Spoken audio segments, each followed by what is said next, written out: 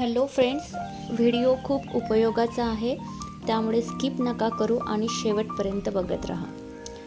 आज मी फार महत्त्वाचे 2 विषय घेऊन आली आहे. एक तर आपल्या हेवी वर्क किंवा हेवी सिल्कच्या साड्या कशा व्यवस्थित ठेवाव्यात आणि दुसरं म्हणजे आपल्याकडे ब्लाऊज पीस किंवा खण देण्या घेण्याची पद्धत आहे. तर बऱ्याचदा खूप ब्लाऊज पीस जमा होतात आपल्याकडे आणि जर ते मॅचिंग किंवा हेवी असतील तर आपण त्याचं ब्लाऊज शिवतो किंवा छोट्या मुलांचे ड्रेसेस शिवू शकतो.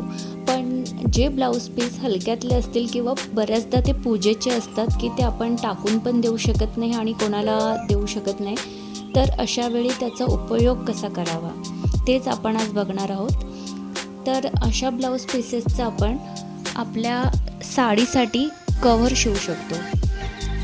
तर साडी कव्हर करण्यासाठी आपल्याला आपल्या साडीची जी घडी आहे एक्झॅक्ट त्या साईजचा आपल्याला कव्हर बनवायचं आहे. तर आपल्या साडीची जी घडी आहे ती घडी किती जाड आहे त्यानुसार आणि थोडं शिवण्यात जाईल सीम अलाउन्स थोडंसं त्यापेक्षा थोडं जास्त कटिंग करून आपल्या साडीच्या घडीनुसार आपल्याला साडी कव्हर तयार करायचे आहे.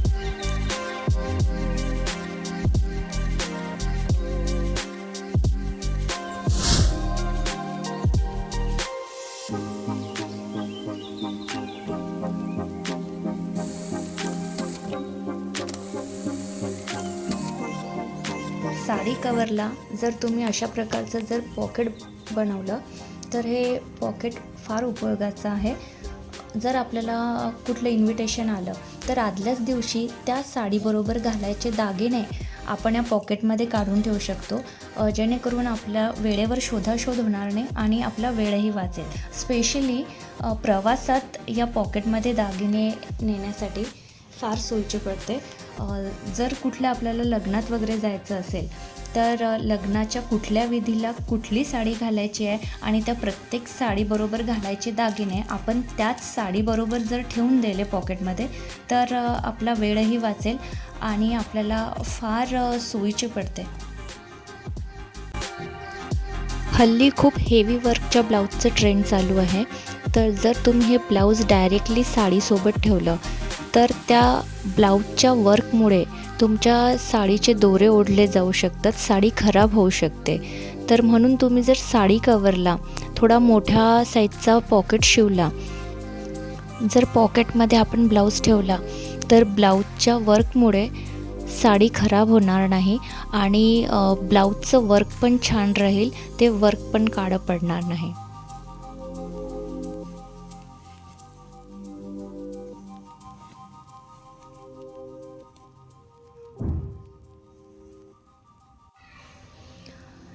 हेवी वर्कच्या किंवा हेवी सिल्कच्या साड्या हँगरला लावून डायरेक्टली कपाटात कधीच ठेवू नका किंवा डायरेक्टली अशा रेडीमेडची जी हे प्लास्टिक बॅग्स किंवा प्लास्टिक कवर येतात तर डायरेक्टली याच्यामध्ये पण ठेवू नका.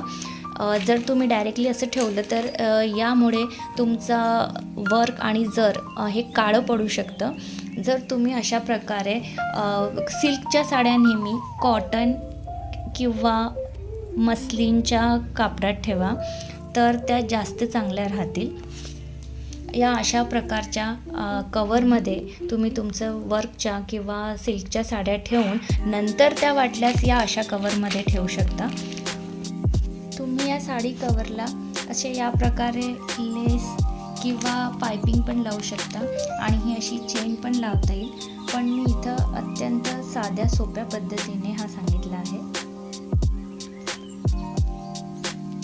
या साडी कवरमुळे तुम्ही साडी, त्याचं मॅचिंग पेटीकोट आणि ब्लाऊज हे तिन्ही गोष्टी एकत्र सोबत ठेवू शकता.